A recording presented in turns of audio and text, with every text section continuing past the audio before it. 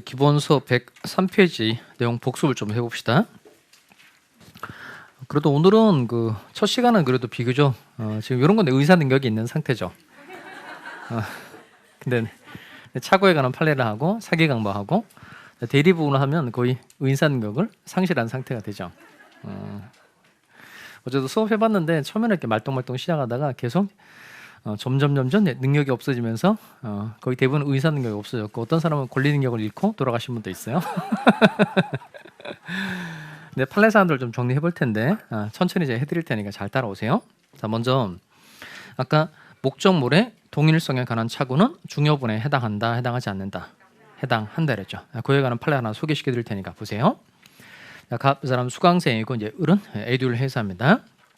그러니까 수강생 갑이 그 사람이 민법책을 주문할 생각이었어요. 그러니까 책 주문하는 그 칸에 민법책을 주문할 생각이었는데 개론책으로 잘못 표시하고 만 거예요. 그러면 갑은 민법책을 주문할 의사를 가졌는데 결국 표시는 개론책으로 잘못하고 말았다는 겁니다. 이게 누가 잘못한 거예요? 갑이 애초부터 잘못 표시한 겁니다. 그럼 당연히 이 회사에서는 어떤 책을 보내줬을까요? 개론책을 보내준 거죠. 근데 이 갑은 자기는 무슨 책을 주문했다고 생각한 거예요? 민법책을 주문했다고 생각했는데 결국 책 온 걸 보니까 개론책이 온 거예요. 그래서 갑의 표정이 이제 이렇게 된 거예요. 이렇게. 그러면 이 갑이라는 사람은 당연히 착오 있다 없다? 있죠. 근데 이 착오는 매매 계약에서 어떤 물건이냐에 관한 착오라는 겁니다. 그러니까 즉 매매 계약의 목적물의 동일성에 관한 착오라는 거예요. 그럼 이 갑의 착오는 중요분의 착오에 해당한다, 해당하지 않는다. 그러니까 매매 계약에서 어떤 물건이냐 자체가 당연히 중요하다, 안 중요하다, 중요하다. 이렇게 목적물의 동일성에 관한 착오는 얘는 중요분에 해당한다, 해당하지 않는다, 해당한다는 겁니다. 그러니까 해당하니까 이 갑은 착오를 이유로 계약을 취소할 수 있다, 없다. 또 하나 걸리는 게 있죠. 이게 중요분의 착오인 건 맞는데 그러면 개론 민법책을 썼어야 됨에도 불구하고 개론책으로 잘못 쓴 건 이건 중대한 과실에 해당하느냐 이런 문제가 생기는 거죠.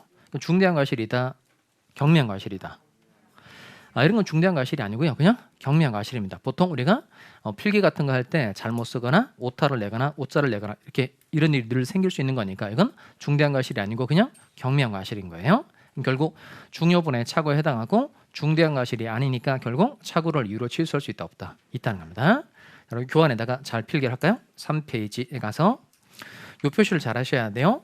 이렇게 목적물의 동일성에 관한 착오는 얘는 중요분에 해당한다, 해당하지 않는다, 해당한다. 그리고 이 사례는 중대한 과실도 아니기 때문에 결국 착오를 이유로 취소할 수 있다 없다 있다 하는 겁니다. 자, 하나만 더 연습해 볼까요? 갑이 건물에 대해서 이제 을과 매매 계약을 체결한 겁니다. 자, 그러면 매매 계약을 체결했으니까 갑의 이름 뭐죠? 매도인, 을의 이름은 내수인. 자, 근데 문제는 뭐냐면 이 소유권이 갑에게 있는 줄 알았는데 병에게 소유권이 있더라는 겁니다. 그러면 을이라는 사람에게는 착오 있어요, 없어요? 착오 있죠. 왜냐면 소유권이 누구한테 있는 줄 알고 갑에게 있는 줄 알고 갑하고 매매 계약을 했는데 병한테 소유권이 있더라는 겁니다. 그러니까 즉, 요 병에게 소유권이 있는 줄 알았더라면 갑하고는 매매 계약을 하지 않았을 것이다. 이런 착오가 을에게 존재할 수 있다는 겁니다. 자, 근데 우리가 이제 배운 게 많아요. 먼저 매매 계약을 체결하는 건 얘는 채권행위다, 물권행위다. 채권행위죠. 채권행위는 법적인 의무를 부담하기로 하는 약속이죠. 그다음 따라서 채권행위를 할 때는 처분 권한이 필요해요, 필요 없어요? 필요 없죠. 그래서 배웠던 게 타인 소유 물건도 매매 계약의 목적물이 될 수 있다 없다 있다는 겁니다. 그러니까 병 소유라고 하더라도 타인 소유 물건도 매매 계약의 목적물이 될 수 있으니까 이 매매 계약은 유효 무효? 유효.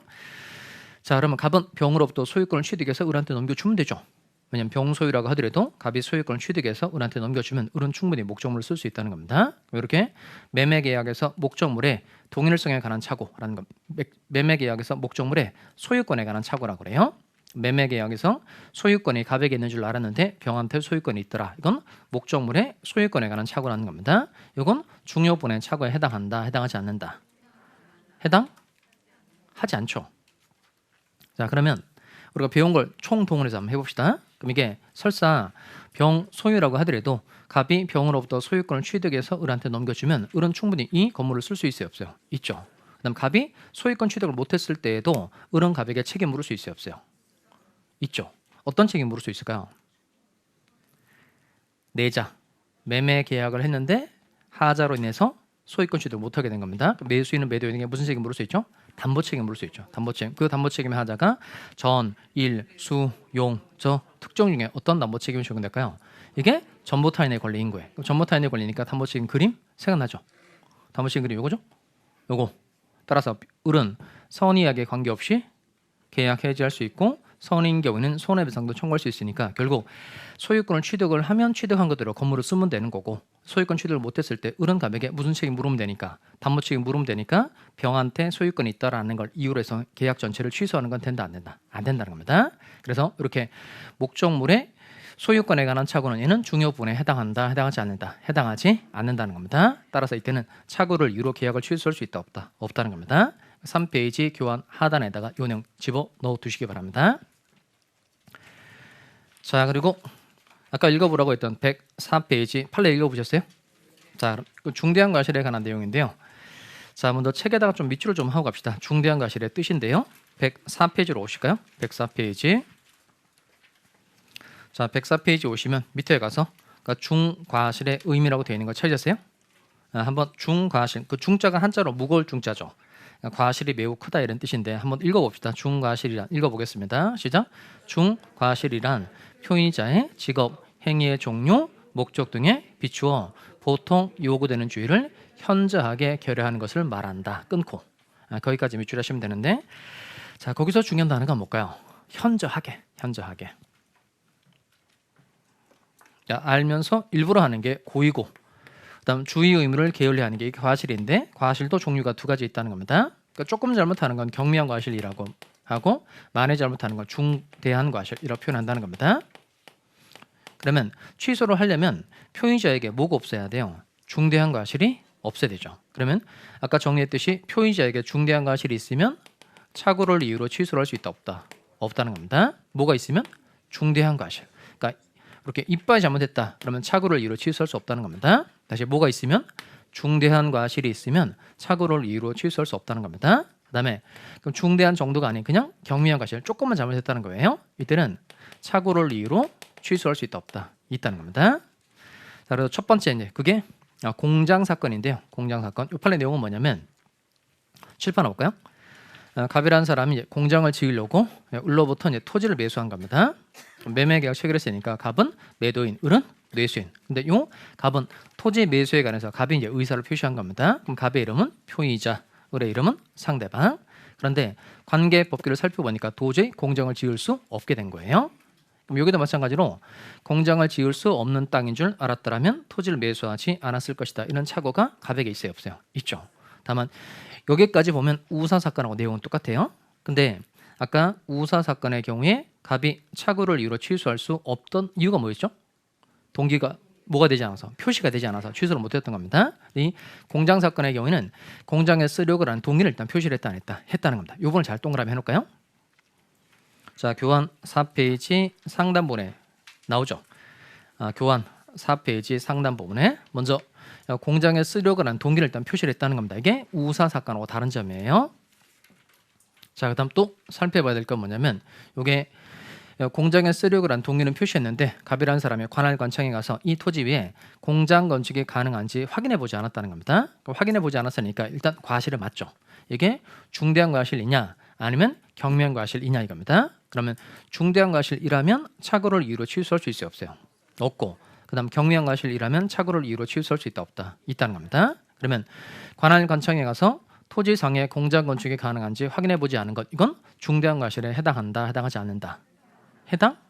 조금 잘못한 거예요, 많이 잘못한 거예요? 많이 잘못한 거죠. 왜냐하면 누구라도 관청에 가서 서류를 다 떼볼 수 있어요, 없어요? 있죠. 서류를 떼보기만 하면 공장 건축이 되는 땅인지 안 되는 땅인지 손쉽게 알 수 있다 없다 있다는 거예요. 이건 조금만 주의하면 알 수 있었는데 그 조금의 주의도 기울이지 않은 거니까 이건 많이 잘못한 거예요. 따라서 중대한 과실에 해당한다는 겁니다. 결국 중대한 과실에 해당하니까 결론은 뭐죠? 취소할 수 있다 없다. 끝에 마무리 잘 줘야 되죠. 중대한 과실에 해당하니까 결국 착오를 이유로 취소할 수 있다 없다 없다는 겁니다.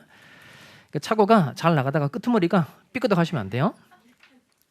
그러니까 공장 사건은 중대한 과실에 해당하므로 착오를 이유로 취소할 수 없다 이렇게 본 겁니다. 자, 그리고 고려청자 판례를 보도록 하겠습니다. 105페이지 상단 부분에 자, 그러면 잘 따라오세요. 오른쪽에 105페이지 기본서 볼까요? 고려청자로 매수한 도자기가 진품이 아닌 것으로 밝혀진 경우, 그럼 이건 진짜인 줄 알고 샀는데 가짜였다는 겁니다. 일단 이 착오는 일단 중요분에 해당해요, 해당하지 않아요? 해당하죠. 그러니까 진짜인 줄 알고 샀는데 가짜였다. 이렇게 목적물의 동일성에 관한 착오는 중요분의 착오에 해당됩니다. 자, 근데 밑에 내려올까요? 자, 거기 보면 먼저 자신의 골동품 식별 능력 찾았죠. 그 밑줄. 두 번째 줄 자신의 골동품 식별 능력에다가 밑줄 하시고, 세 번째 줄 앞에 과신 동그라미 할까요? 그리고 네 번째 줄에 보면 전문적인 감정인의 감정을 거치지 아니한 채. 그게 포인트예요. 이 판례가 기니까 모든 걸 다 지문에 낼 수는 없고 핵심만 추려서 시험에 출제되는데 그게 포인트입니다. 그러니까 자신의 골동품 식별 능력을 너무 믿고 전문가의 의견을 구하지 않았다는 겁니다. 이런 건 중대한 과실이에요, 경미한 과실이에요? 중대한 과실이에요? 그 오히려 중대한 과실에 해당되는 건 별로 없어요.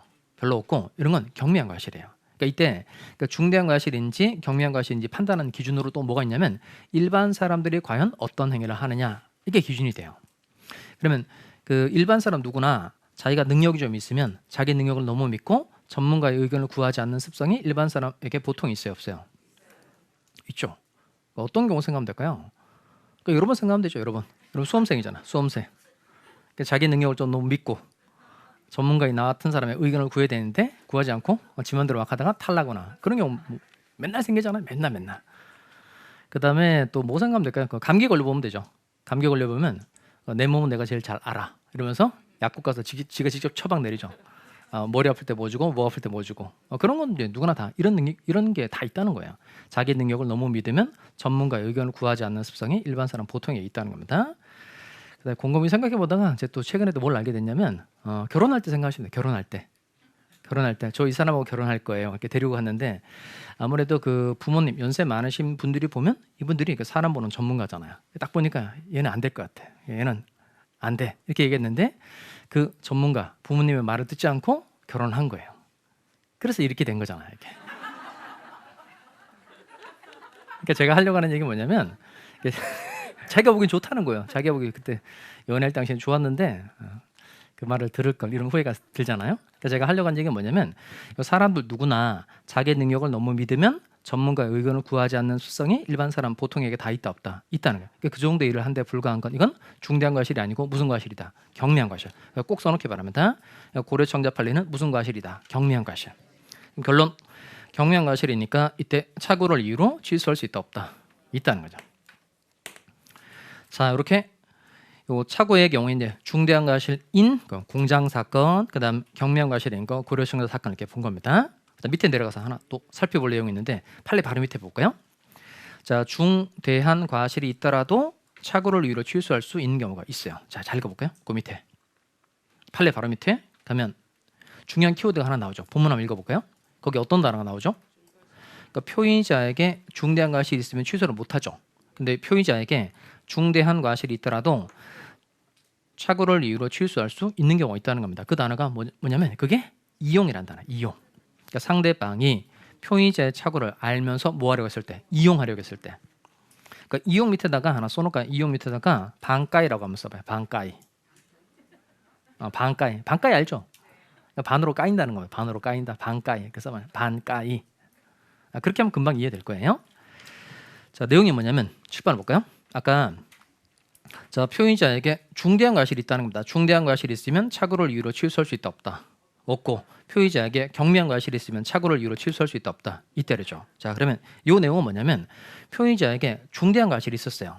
자, 그런데 요 상대방의 표의자의 착오를 알고 이용하려고 했다는 겁니다. 그러면 이 표의자의 잘못이 중대한 과실이다가 반으로 까인다는 거예요. 반으로 까여서 이렇게 된다는 겁니다. 뭐가 된다? 경미한 과실이 된다는 겁니다. 경미한 과실이 되니까 이때는 착오를 이유로 취소할 수 있다 없다? 있다는 거예요. 그러니까 조심하시기 바랍니다. 표의자에게 중대한 과실이 있는 경우에는 언제나 취소할 수 없다. 그러면 O의 X예요. X. 표의자에게 중대한 과실이 있다고 하더라도 상대방이 표의자의 착오를 알고 뭐 하려고 했을 때, 이용하려고 했을 때는 다시 착오를 이유로 취소할 수 있다 없다? 있다는 겁니다. 에듀윌 유료 회원만의 남다른 서비스.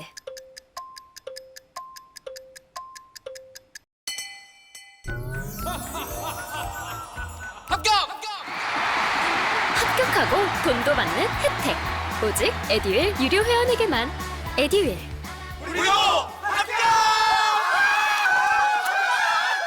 그다음 최근 우리 판례가 강조하는 판례가 있어요. 자, 이거 시험 문제 대단히 많이 나오는 판례인데 잘 따라올까요? 자, 7번 오세요. 자, 먼저 갑 이 사람 건물 가지고 있고 건물에 대해서 이제 을과 매매 계약을 체결한 겁니다. 그럼 갑의 이름 뭐죠? 매도인, 을의 이름은 매수인. 자, 그다음 매매 계약의 부수에서 을이 갑에게 계약금을 지급한 겁니다. 이렇게 돼 있으니까 누가 누구에게 계약금을 지급한 거예요? 매수인이 매도인에게 계약금을 지급한 겁니다. 자, 그다음에 이 계약금을 지급하고 난 다음에 을이 계약을 위반한 경우에는 갑이 계약금을 몰취한다고 특약을 맺은 겁니다. 다시 을이 계약을 위반한 경우에 갑이 계약금을 몰취한다고 특약을 맺은 거예요. 이건 계약금을 위약금으로 하기로 특약을 맺었다 이렇게 말합니다. 뭐로 하기로? 위약금. 그러니까 위약의 뜻이 뭐죠? 위약.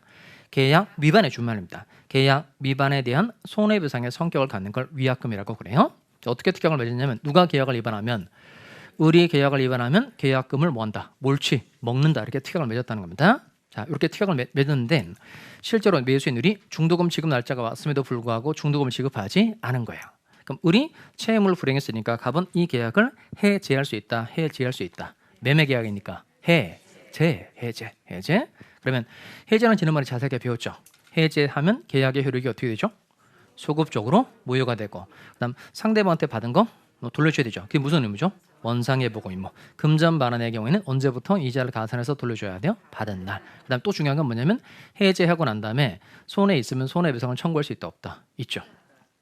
계약의 해제는 손해배상 청구에 영향을 미친다, 미치지 아니한다. 그럼 포인트는 뭐냐면 요 계약 해제하고 난 다음에 손해배상을 청구할 수 있다 그랬는데 요 을이 계약을 위반한 경우에 계약금을 몰취하기로 미리 특약을 맺은 거니까 계약을 해제하고 난 다음에 갑이라는 사람은 요 을에게 받았던 계약금을 손해배상금으로 몰취할 수 있다 없다? 있다는 거야.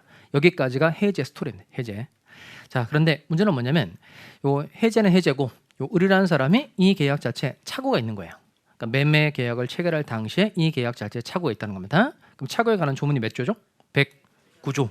아까 109조 조문 내용이 내중차 중무선이죠. 이게 내용의 중요본에 착오에 해당하고 요 을에게 중대한 과실이 없는 겁니다. 그럼 이때 을은 착오를 이유로 과연 이 계약을 취소할 수 있어요, 없어요?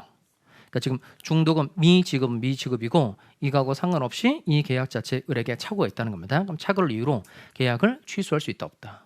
있다는 거예요. 자, 그러면 이거 취소하게 되면 을에게 좋은 점이 하나 생기는데 뭐가 좋을까요?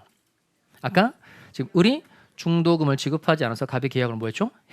해제하고 난 다음에 갑이 이 계약을 뭐 했었죠? 몰취. 그런데 착오를 이유로 취소를 하게 되면 이 계약이 소급적으로 무효가 되고 계약에 기초해서 상대방한테 준 거 돌려달라고 말할 수 있죠. 그 반환 청구 이름 뭐죠? 아니, 부당이득 반환 청구. 부당이득 반환 청구라고 표현합니다.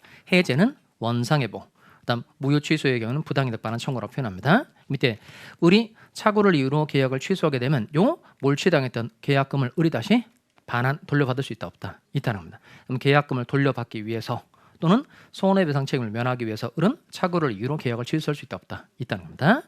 잘 따라오세요. 자, 여기서부터 따라오시면 되겠어요. 누가? 매도인이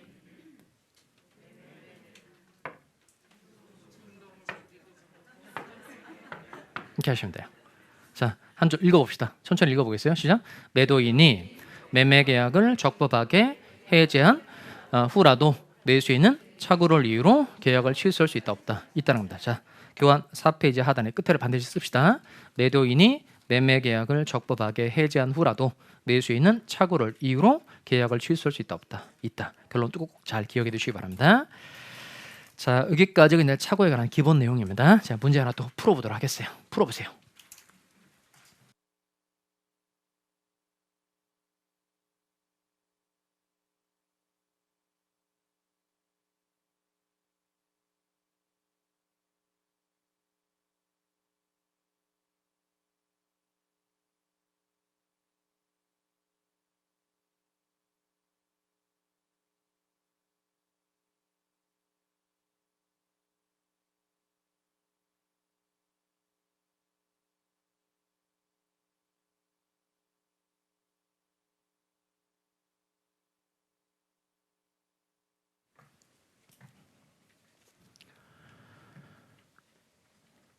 자, 옳은 것을 모두 고르면 그랬어요.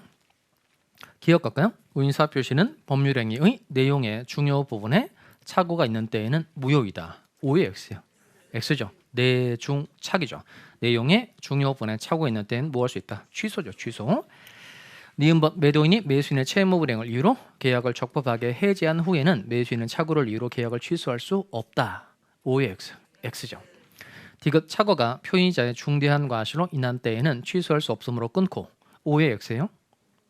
5 여기는 맞죠. 자 그런데 표의자는 자신의 착오에 중대한 과실이 없음을 입증해야 한다. 그 중대한 과실은 누가 입증해야 되죠? 상대방이죠. 그 상대방이 표의자에게 중대한 과실이 있음을 입증하는 겁니다. 표의자가 입증하는 게 아니에요. 리을 매매 계약에 있어서 목적물의 소유권이 포인트죠. 목적물의 소유권에 관한 착오는 얘는 중요분의 착오에 해당하지 않는다. 맞죠? 이게 5가지가 세트였었죠. 뭐죠? 목적물의 소유권, 성질, 상태, 시가, 수량에 관한 착오는 이건 중요분이다 아니다. 아니답니다. 그럼 답 뭘 골라줘야 돼요? 리을. 어제 어떤 분은 이걸 고르더라고요. 이거 2번을 고르더라고요. 그러니까 이런 사람 늘 생겨요. 이게 문제가 뭘 고르는 거죠? 옳은 거. 다 해놓고 답 고를 때 헷가닥해서 틀린 거 고르는 사람 생기죠. 근데 그런 보기가 늘 지문에 꼭 있어요.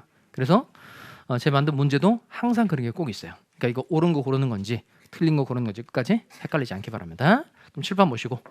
그럼 착오는 뜻이 뭐예요? 아니 이게 1시간 내내 거의 피를 토하면서 설명했는데 착오는 의사와 표시가 불일치하는 것을 표인자가 모르는 경우 착오에 관한 조문은 맺죠? 109조. 109조 조문은 내중착 중무선 이렇게 되어 있다는 겁니다. 자, 그다음에 기본서 107페이지 오겠어요. 기본서 107페이지. 자, 기본서 107페이지에 오시면 사기강박 있죠. 사기강박. 자, 오른쪽 하단 찾으셨어요? 107페이지 거기 펴놓고 일단 칠판 또 봅시다. 그럼 사기강박은 뜻이 뭐죠? 일단 읽어볼까요? 사기강박. 의인사와 표시가 일치하나 의인사 결정 과정에 하자가 있는 경우. 그럼 사기강박에 관한 조문은 몇 조죠? 비진이 표시는 몇 조였죠? 107조. 통정의 표시는 108조. 착오는 109조. 사기강박은 110조. 110조. 110조 조문 1항, 2항, 3항으로 되어 있는데 먼저 1항 한번 갈까요? 1항. 사기나 강박에 의한 의사표시는 뭐 할 수 있다? 취소. 취소 동그라미 할까요? 취소. 그 밑에다 써놓읍시다. 그럼 취소하면 계약의 효력이 어떻게 되죠? 취소하면 소급적 무효. 소급적 무효.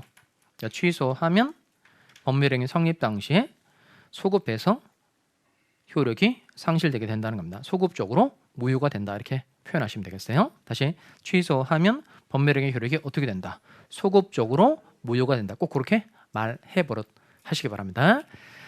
자, 그다음 2항은 이제 이따가 제3자의 사기강박 형태할 때 써먹을 내용이고요. 3항 갑시다. 전 2항의 의인사표시 취소는 또 누구에게 대항하지 못한다. 선의의 제3자에게 대항하지 못한다. 이게 쓸 수 있죠. 일단 선의 밑에다 뭘 써야 될까요? 그러니까 취소인데 선의의 제3자에게 대항하지 못하니까 상대적 취소.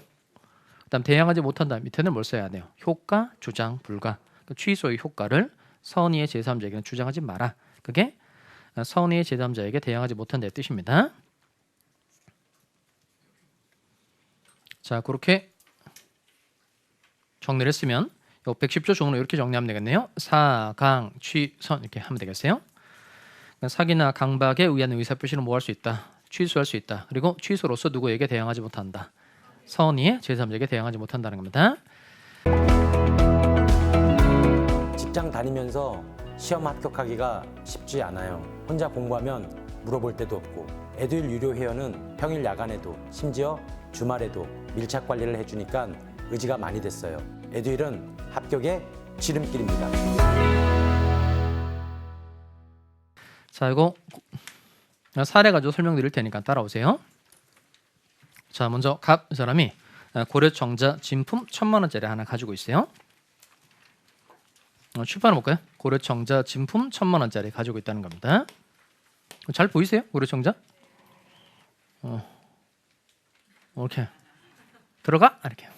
자, 그러면 고려청자 진품 1,000만 원짜리 잘 가지고 살았는데 요 을이라는 사람이 네가 가지고 있는 고려청자는 진짜가 아니고 가짜라고 속인 겁니다. 가짜라고 속인 거예요. 그래서 갑이 속아서 을과 100만 원의 계약을 체결한 겁니다. 여기를 잘 보셔야 돼요. 속아서 100만 원의 계약을 체결했다는 겁니다. 자, 그러면 갑의 의사표시, 을의 의사표시 중에서 문제가 있는 사람은 누굴까요? 의사표시에 문제가 있는 사람은 갑이다, 을이다. 그러니까 의사표시를 할 때 문제가 있었던 사람은 이상이 하자가 있었던 사람은 갑이에요, 을이에요? 갑이죠. 왜냐하면 갑이라는 사람이 을로부터 속임을 당해서 의사를 표시하게 된 거니까 누구의 의사표시에 문제가 있는 거예요? 갑의 의사표시에 문제가 있는 겁니다. 나중에 복습할 때 잘 들여다보면 비진의 표시, 통종의 표시, 차고 사기강번 다 비정상적 의사표시를 한 사람을 기준으로 해서 이름 붙이는 거예요. 그러니까 지금 갑의 의사표시에 문제가 있으니까 갑을 기준으로 이름 붙이는 겁니다. 그럼 갑은 의사를 표시한 사람이니까 갑의 이름 뭐죠? 표의자. 을의 이름은 상대방. 갑이 표의자가 되는 이유가 있어요? 갑의 의사표시에 문제가 있기 때문에 그런 겁니다. 자, 그럼 먼저 요 갑은 을과 계약을 체결할 때 이 고려청결을 1000만 원에 팔 의사였다, 100만 원에 팔 의사였다.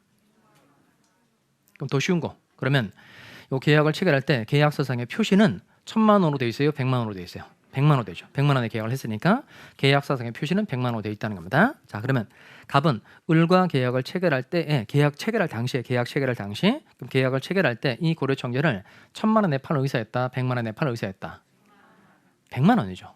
왜냐면 속아서 계약을 체결한 거니까 계약을 체결할 당시에는 이 고려청자가 진짜인 줄 알고 판 거예요, 가짜인 줄 알고 판 거예요? 가짜인 줄 알고 판 거죠. 얼마의 값어치밖에 안 되는 것으로 알고 100만 원의 값어치밖에 안 되는 것으로 알고 팔았다는 겁니다. 여기는 의사도 100만 원, 표시도 100만 원이니까 의사와 표시가 뭐하는 경우다? 일치. 근데 갑이 자유로운 상태에서 의사결정한 게 아니고 갑의 의사결정 과정에 하자가 있다는 겁니다. 그 하자가 바로 사기라는 거예요. 사기.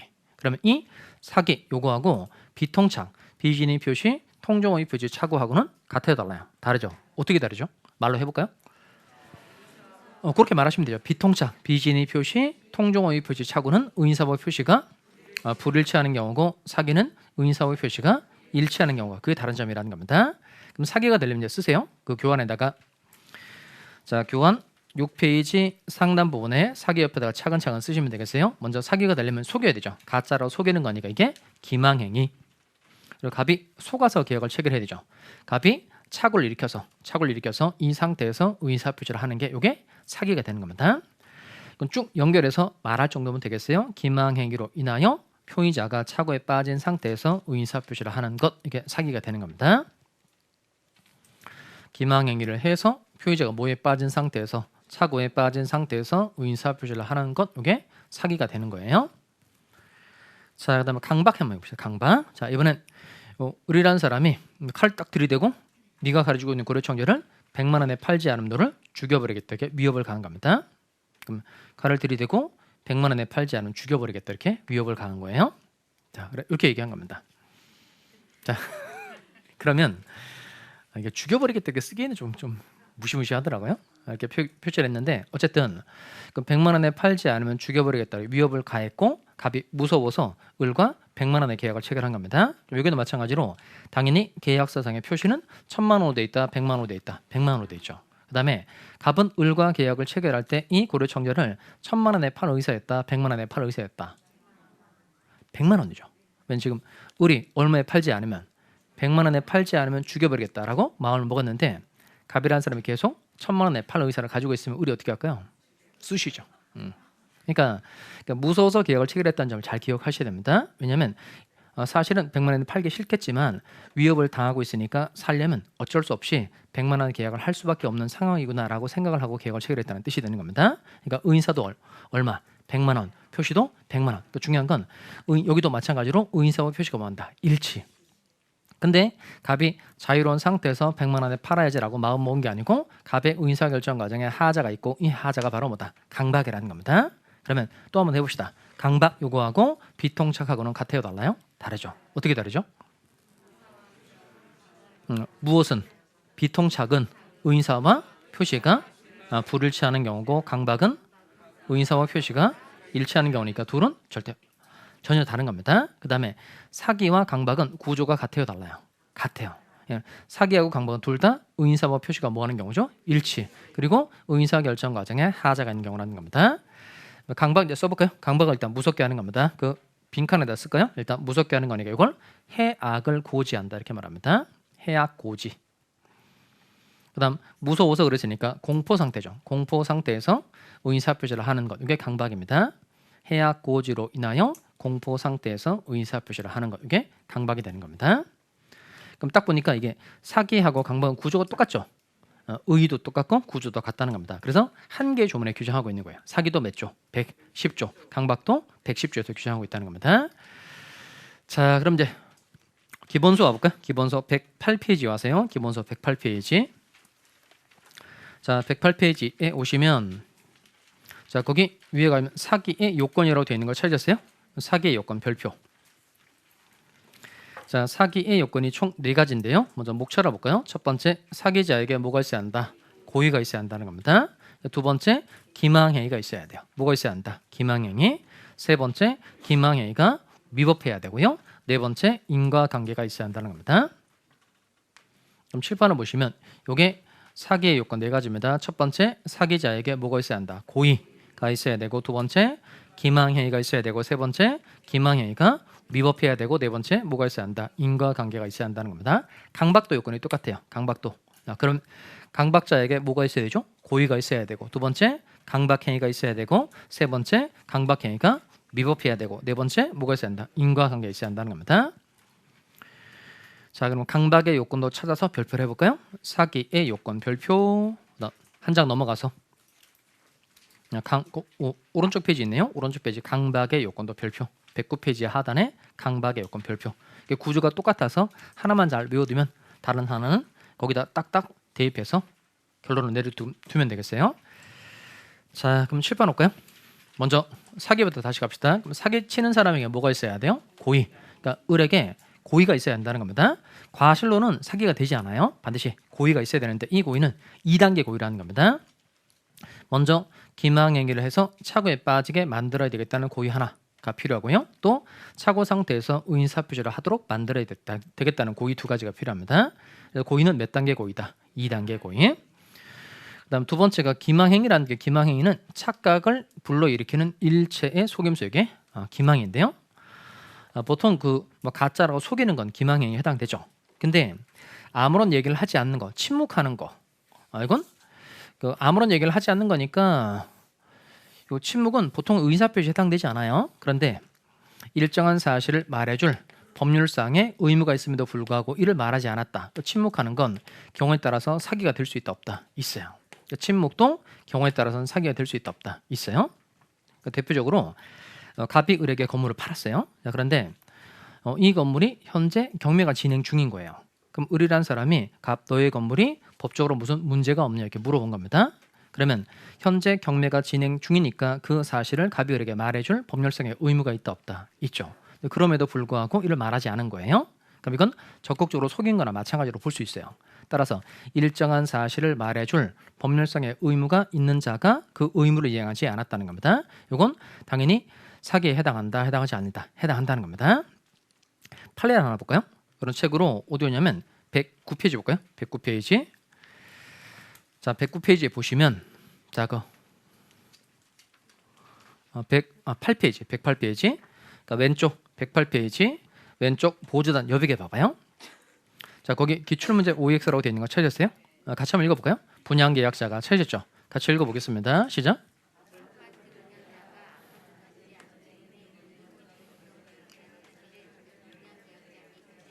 내용 금방 아시겠죠? 아파트 분양자가 인근에 공동묘지가 조성되어 있다는 걸 분양계약자에게 고지하지 않았다는 겁니다.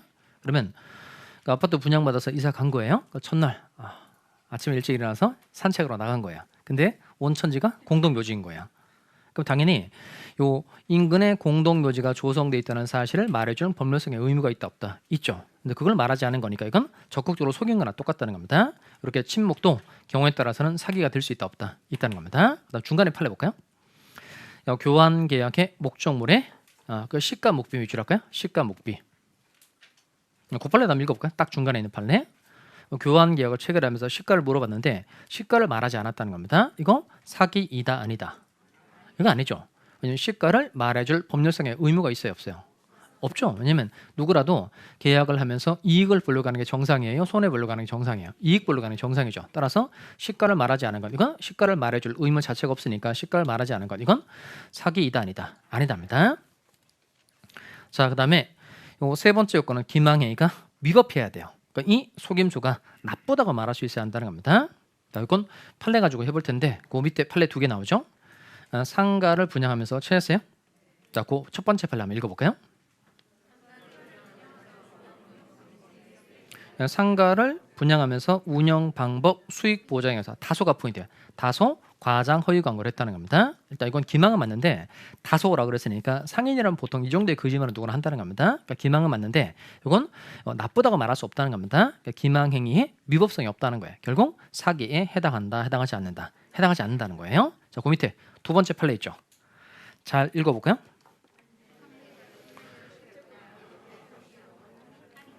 자, 그건 대형 백화점의 변칙 세일 행위 그렇게 미출합니다.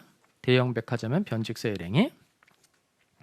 이게 모피코트 사건인데 백화점에서 모피코트를 이제 팔았어요. 모피코트 한 벌의 값은 얼마일까요? 잘 몰라서 한 1,000만 원이라 칩시다. 1,000만 원인데 이걸 50% 세일한 거예요. 그러니까 얼마에 살 수 있는 거죠? 500에 살 수 있는 거죠. 근데 이 세일 기간에 가격표를 이제 뜯어 고친 거예요. 1,000만 원짜리인데 이걸 2,000만 원짜리 뜯어 고친 거예요. 2,000만 원짜리 뜯어 고치고 50% 세일 결국 1,000만 원에 이제 판 겁니다. 결국 500에 살 수 있는 거 있는데 1,000만 원에 돈이 들게 만들었다는 겁니다. 일단 이건 속인 거니까 기망 맞죠. 그리고 이런 행위는 나쁘다고 말할 수 있다 없다 있다는 거예요. 그러니까 기망 행위에 해당하고 기망 행위가 위법하다는 겁니다. 결국 사기에 해당한다, 해당하지 않는다, 해당한다는 겁니다. 모피코트를 산 매수인은 이 계약을 결국 사기를 이유로 취소할 수 있다 없다 있다는 거예요. 그러니까 한번 보면 금방 이해할 수 있겠죠. 자, 네 번째 뭐가 있어야 한다? 인과관계. 인과관계도 2단계 인과관계입니다. 먼저 기망행위 때문에 차고에 빠져야 되고 차고 상태에서 의사표시를 해줘야 된다는 겁니다. 그럼 고의도 몇 단계? 2단계. 인과관계도 2단계인 거예요. 자, 그다음 강박의 요건 갑시다. 강박의 요건도 똑같아요. 자, 첫 번째 강박자에게 뭐가 있어야 한다? 고의 있어야 되고요. 고의 몇 단계죠? 2단계 고의. 두 번째 강박행위가 있어야 되고 세 번째 강박행위가 위법해야 되고 네 번째 뭐가 있어야 한다? 인과관계 있어야 한다는 겁니다. 강박의 경우에 인과관계도 똑같아요. 고의도 2단계, 강박의 인과관계도 2단계 인과관계 되는 겁니다. 다 똑같으니까 한번 살펴보시면 되고. 근데 하나 기억해야 될 건 아까 여기 볼까요? 침묵하는 게 경우에 따라서 사기가 될 수 있다 그랬죠. 그다음 칼 들이대고 100만 원에 팔지 않으면 너를 죽여버리겠다 이렇게 위협을 가한 건 적극적으로 액션을 취한 거니까 당연히 강박에 해당되는 겁니다. 그런데 아무런 얘기를 하지 않는 침묵하는 건 경우에 따라서 강박행위가 될 수 있어요, 없어요? 아무런 얘기를 하지 않았다. 강박은 이건 침묵은 강박행위가 될 수 있다 없다. 될 수 있어요. 오늘 틀리면 안 됩니다. 제가 늘 들어드린 예인데 그 어떤 경우 생각하면 되냐면 그 집에 애들 생각하시면 돼요. 집에 애들. 그 애들이 엄마한테 엄마 나 게임 좀 하면 안 될까? 이렇게 얘기를 한 거예요. 근데 엄마가 아무런 얘기를 하지 않는 겁니다. 그러면 애들이 해요, 안 해요? 안 하죠. 안 하는 이유가 뭘까요? 반 죽을까 봐 안 하는 거죠. 그러니까 이렇게 침묵하는 게 경우에 따라서 강박행위가 될 수 있다 없다 있다는 겁니다. 틀리면 안 됩니다. 침묵도 경우에 따라서는 사기가 될 수 있다 없다 있다. 침묵도 경우에 따라서는 강박행위가 될 수 있다 없다 있다는 겁니다. 다만 요 강박에 의한 의사표시는 아까 뭐 할 수 있다 그랬죠? 취소. 그럼 이게 강박이라는 건 의사결정의 자유가 제한되는 거예요? 박탈되는 거예요?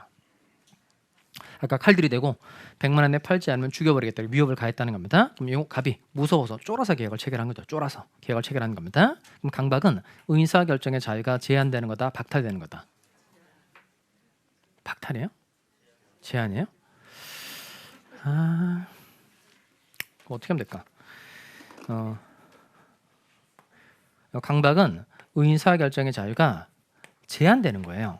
그러니까 제한되는 정도인 경우에는 이때는 취소할 수 있어요. 그런데 아예 의사결정의 자유가 박탈됐어요. 이때는 취소할 수 있는 게 아니고 바로 무효로 됩니다. 이거 잘 구별합니다. 의사결정의 자유가 제한되는 정도인 경우에는 강박으로서 뭐 할 수 있다? 취소. 그러니까 맨 밑에 밑줄 합시다.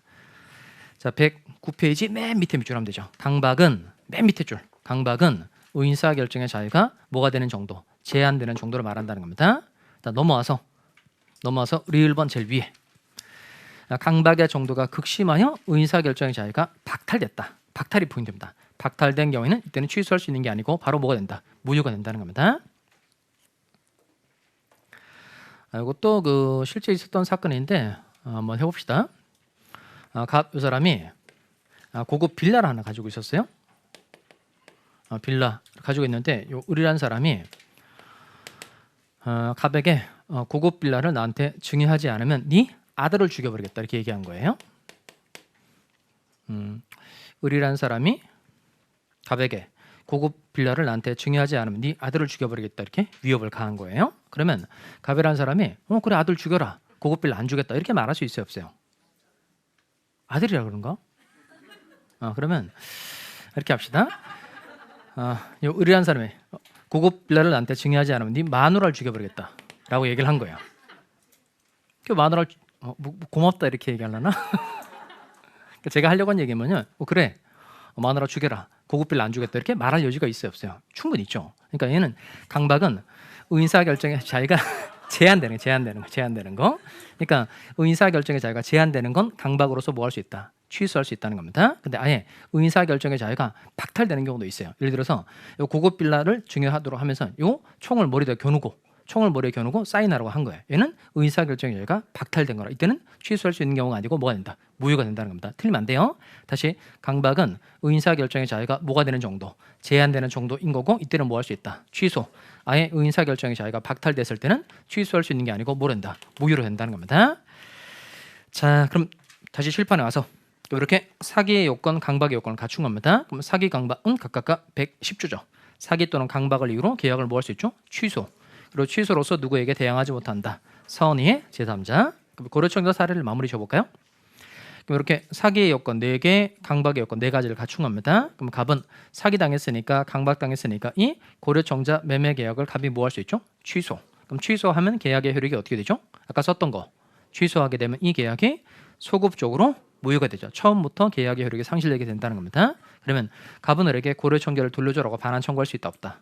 있죠. 자, 그다음에 을이 고려청자를 가지고 있다가 병이라는 사람에게 목적물을 되팔았고 병이라는 사람이 선이에요. 선이었다는 겁니다. 그럼 사, 강, 취, 선이니까 선의의 제3자에게는 취소 효과, 반환 청구를 주장할 수 있다 없다? 없다는 겁니다. 그러니까 병이 선이면 반환 청구할 수 없다는 거예요.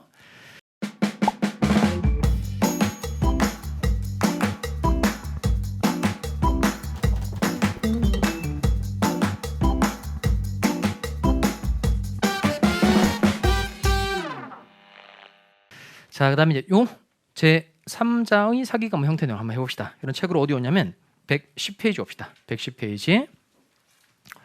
자, 110페이지에 오시면 거기 취소의 효과로 된 사기강박의 효과로 되는 걸 찾았어요? 자, 거기 제3자의 사기강박의 경우 찾았죠? 자, 그거 별표할까요? 그러니까 상대방이 표의자에게 사기 또는 강박을 하는 건 사기의 요건, 강박의 요건을 갖추면 그냥 취소할 수 있어서 별로 논점이 별로 없어요. 비교적 쉽다는 겁니다. 제3자의 사기 강박의 경우는 잘 판단해 두셔야 될 대목이 있어요. 자, 이것도 지금 사례 가지고 준비를 해가지고 왔는데 한번 봐봐요. 근데 그림을 좀 잘 이해하셔야 됩니다. 그럼 7번 볼까요?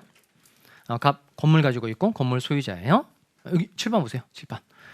A라는 사람이 요 갑에게 사기 또는 강박을 한 겁니다.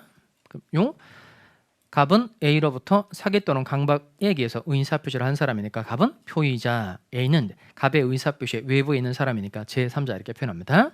그러면 이 화살표를 잘 볼까요? 누가 누구한테 사기 또는 강박을 한 거죠? A가 갑에게 사기 또는 강박을 한 겁니다. 그럼 요 갑은 A로부터 사기를 당해서 강박을 당해서 자신이 가지고 있는 건물을 을에게 유증하게 된 겁니다. 유증 아시죠? 유증 뭐죠? 뭘 하면서? 유언을 하면서 다른 사람에게 물건 주기로 약속하는 게 이게 유증인 겁니다. 그러면 A로부터 사기 또는 강박을 당해서 갑이 자신의 건물을 을에게 유증하게 된 거예요. 그럼 당연히 이 유증을 취소하려고 하는 사람은 당연히 갑이죠. 그럼 갑은 언제 이 유증을 취소할 수 있을까요? 힌트가 있어요. 자, 먼저 언제나 취소할 수 있다. 두 번째, 을이 그 사실을 알았거나 알 수 있었을 경우에 취소할 수 있다. 자, 위에 게 1번, 밑에 게 2번입니다. 자, 1번은 언제나 취소할 수 있다. 2번은 을이 그 사실을 알았거나 알 수 있었을 경우에 취소할 수 있다. 1번이에요, 2번이에요. 이거예요. 자, 읽어봅시다. 얘를 풀려면 이게 포인트예요. 자, 읽어보겠어요. 시작.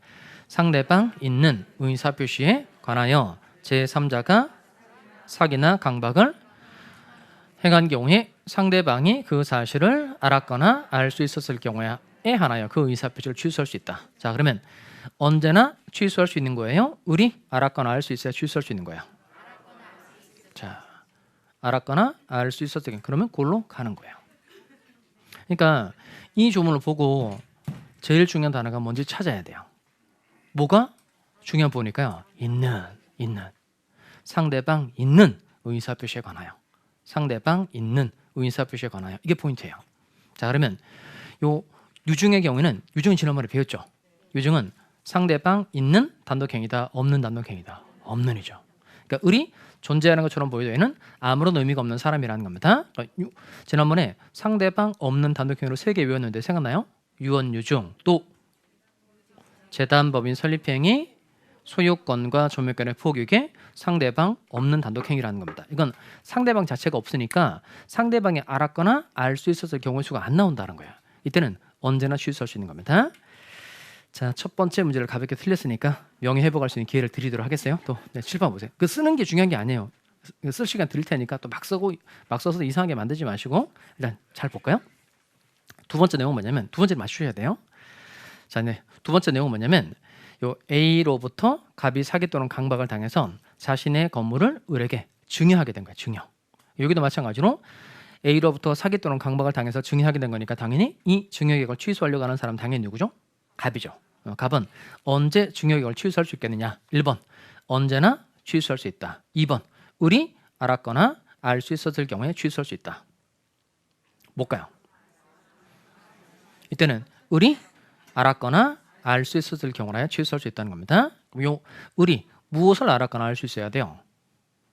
요거 A가 갑에게 사기 또는 강박을 한 사실을 을이 알았거나 알 수 있었을 경우라야 갑이 취소할 수 있는 겁니다. 그 둘은 어떤 차이가 있는 거예요? 이게 포인트예요. 그러면 요 유증은 상대방 있는 의사표시다, 없는 의사표시다. 없는. 자, 이제 요걸 이제 씁니다. 요걸 쓰세요. 자, 유증 옆에 쓸만한 공간 되죠? 교환 6페이지 하단에 있어요. 교환 6페이지 하단. 그러니까 유증에다 잘 씁니다. 유증에다가 저는 이렇게 써도 여러분 똑바로 써야 됩니다. 상대방 없는 의사표시라고 씁시다. 상대방 없는 의사표시. 그럼 상대방 없는 의사표시의 경우에 제3자가 사기 또는 강박을 했다는 겁니다. 그럼 상대방 자체가 없으니까 이때는 언제나 취소할 수 있다는 거예요. 다시 상대방 없는 의사표시에 관하여 제3자가 사기 또는 강박을 한 겁니다. 그럼 이때 표의제는 언제 취소할 수 있다? 언제나. 그다음에 요 증여는 계약이죠. 계약이니까는 씁시다. 이건 상대방 있는 의사표시입니다. 상대방 있는 의사표시. 그 상대방 있는 다음에 의사표시를 꼭 써야 돼요. 그럼 상대방 있는 의사표시에 해당되는 건 뭐냐면 상대방 있는 단독행위 그리고 계약, 합동행위 다 여기에 해당되는 겁니다. 그러면 상대방 있는 의사표시에 관해서 제3자가 사기 또는 강박을 했다는 겁니다. 이때는 상대방 자체가 있으니까 언제나 취소할 수 있는 게 아니고 언제 취소할 수 있다. 상대방이 그 사실을 알았거나 알 수 있었을 경우라야만 취소를 할 수 있는 겁니다. 자, 상대방 있는 의사표시의 경우에는 상대방이 그 사실을 알았거나 알 수 있었을 경우라야 취소할 수 있는 거예요. 자, 여기까지 이해됐죠? 자, 그다음 또 다시 7번 봅시다. 계속 증여계약 사례입니다. 증여계약 사례. 주소지를 잘 잡으셔야 됩니다. A로부터 사기 또는 강박을 당해서 갑이 자신의 건물을 을에게 증여하게 된 거예요. 자, 그다음에 을은 그 사실을 알았거나 알 수 있었어요. 자, 그런데 을이 병이라는 사람에게 이 건물을 되판 겁니다. 매매했다는 거예요. 그럼 이렇게 상대방으로부터 새로운 이해관계를 맺은 병의 이름 뭐죠?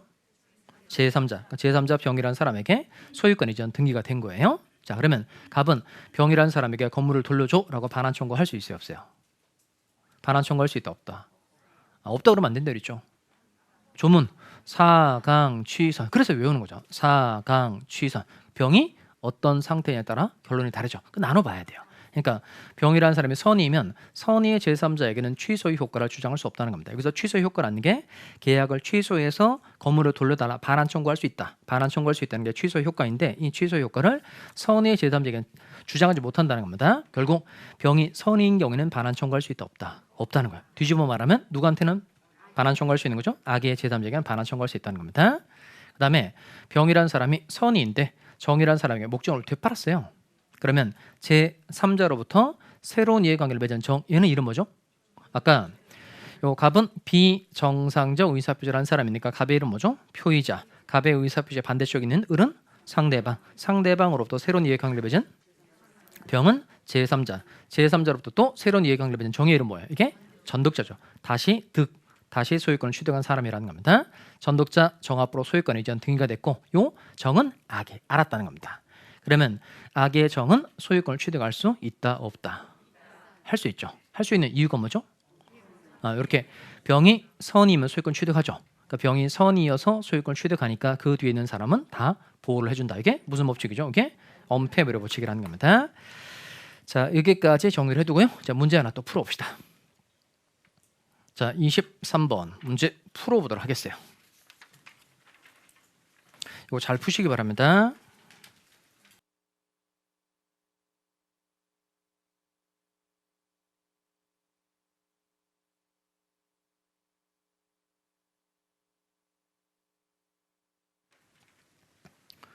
같이 얘기해 볼까요? 그냥. 자, 하자 있는 의사표시에 관한 설명으로 옳지 않은 것을 모두 고르면. 그러니까 이게 맞는 거 고르는 거예요? 틀린 거 고르는 거예요? 틀린 거 고르는 거죠. 자, 기억 읽어볼까요? 기억. 자, 여기는 키워드가 뭐예요? 다소. 아까 봤던 분양 회사가 상가를 분양하면서 그곳에 첨단 오락타운을 조성하여 수익을 보장한다는 다소 과장 광고를 했다는 겁니다. 그러면 다소 과장 광고를 한 거니까 이건 사기에 해당한다, 해당하지 않는다? 해당하지 않죠? 그다음 니은 대형 백화점의 변칙세의 행위는 이건 사기에 해당한다, 해당하지 않는다? 해당하죠. 따라서 사기를 이유로 취소할 수 있겠네요. 자, 디귿번. 디귿번은 키워드가 뭐예요? 박탈. 자, 그러면 요 의사결정의 자유가 박탈됐다는 겁니다. 박탈된 상태에서 이루어졌다는 겁니다. 이때는 취소할 수 있는 게 아니고 무효. 강박이라는 단어가 확 띄어가지고 취소할 수 있다. 근데 무효 X 이렇게 찍기 않기 바랍니다. 중요한 키워드가 뭔지 잘 찾아 놓으셔야 돼요. 뭐가 중요한 키워드라고요? 박탈. 그다음 리을번 제3자의 사기로 계약을 체결한 경우에 피해자는 그 계약을 취소하지 않으면 그 제3자에게 불법행위 책임을 물을 수 없다. 오해 X예요.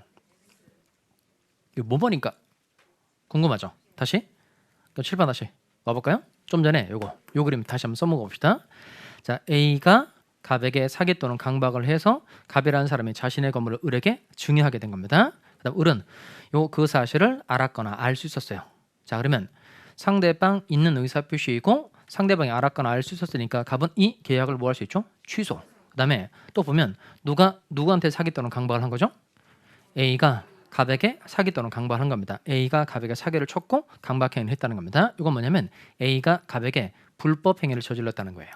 그러면 불법행위를 당했으니까 갑은 A에게 불법행위를 이유로 무엇을 청구할 수 있을까요? 손해배상 청구를 또 할 수 있다는 겁니다. 그러니까 을이 알았거나 알 수 있으면 갑은 이 계약을 뭐 할 수도 있고 취소할 수도 있고 그다음 취소를 하지 않고 A라는 사람에게 직접 손해배상을 청구할 수도 있다 없다 있다는 겁니다. 그러니까 어느 것을 할 건지는 갑이 자유롭게 선택해서 할 수 있는 거예요. 그럼 이때 요 A라는 사람에게 불법행위를 이유로 취소를 하려면 반드시 을과 체결한 계약을 취소해야 돼요? 취소할 필요 없어요? 취소할 필요 없죠. 취소하지 않고 곧바로 손해배상을 청구할 수 있다는 겁니다. 자, 그러면 지문에 가면 얘는 취소하지 않으면 불법행위 책임을 물을 수 없다고 되어 있으니까 오해 X.